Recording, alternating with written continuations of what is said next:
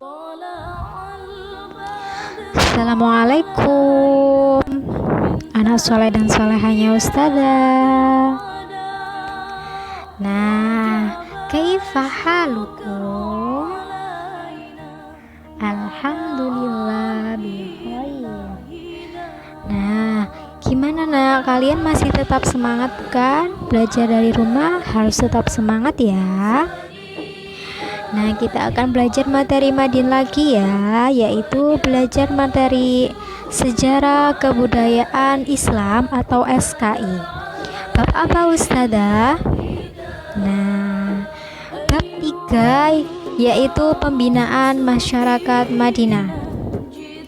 Kalian bisa membuka buku paket Madin halaman 180 sampai 184.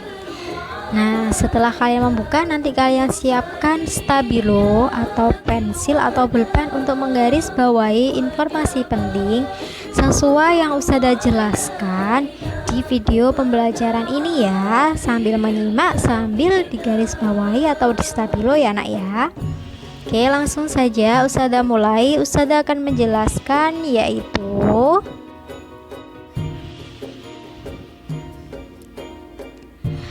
yang A, keadaan masyarakat Madinah. Yang struktur sosial masyarakat Madinah. Kalian tahu, dulunya kota Madinah itu bukan disebut Madinah, tapi dulunya itu dinamai kota Yasrib. Nah, dari mana nama kota Yasrib? Dari orang yang membangun. Orang yang membangun itu bernama Yasrib bin Mahail. Tetapi setelah Nabi Muhammad hijrah dari Mekah ke Madinah, nah, nama Yasrib itu diganti dengan nama Madinah. Nah, dan dijuluki Madinah Al-Munawwarah atau Madinatul Munawwarah. Apa itu Ustazah? Artinya kota yang bercahaya. Bagi umat Islam, Madinah termasuk Haramain. Apa itu Ustazah? Dua kota suci setelah Mekah Al-Mukarramah. Oke, itu kita Ustazah lanjutkan ya. Apa ya faktor-faktor yang menyebabkan masyarakat Madinah menerima agama lain? Nah, karena dulunya masyarakat Madinah itu atau masyarakat Yasrib itu dulunya bukan memeluk agama Islam, tapi setelah Nabi Muhammad hijrah jadi memeluk agama Islam. Faktor yang pertama yaitu orang Madinah sering mendengar berita dari orang Yahudi tentang akan datangnya seorang nabi, Nabi Muhammad ya. Ya, faktor kedua, agama Islam adalah agama yang mengajarkan manusia selalu hidup rukun.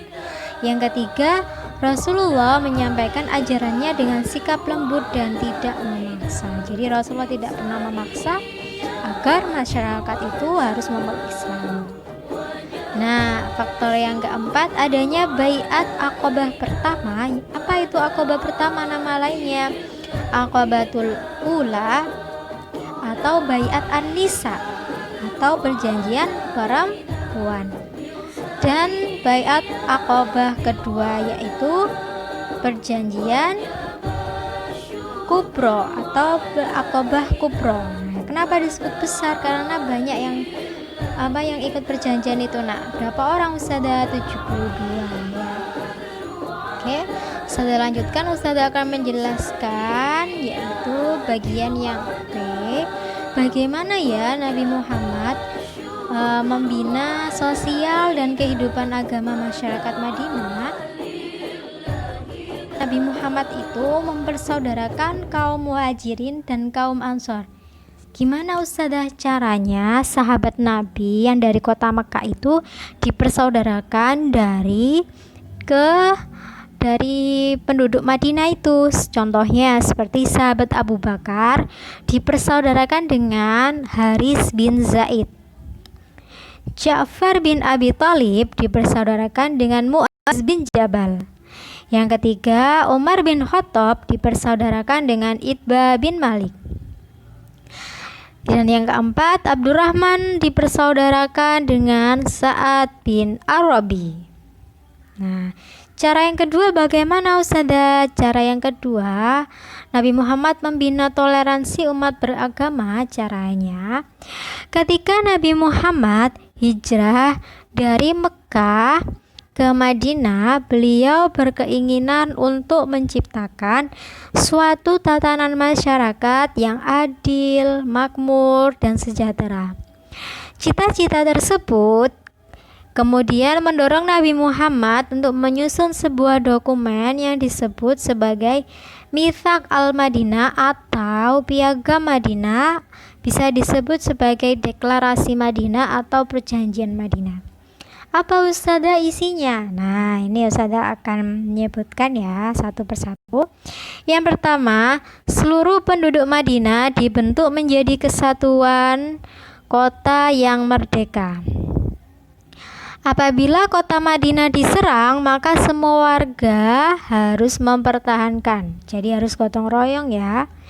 Yang ketiga, apabila suatu golongan diserbu musuh, maka golongan lain harus membantu. Nah, ini saling membantu ya, biar semakin kuat. Nah, seperti peribahasa, bersatu kita teguh, bercerai kita runtuh.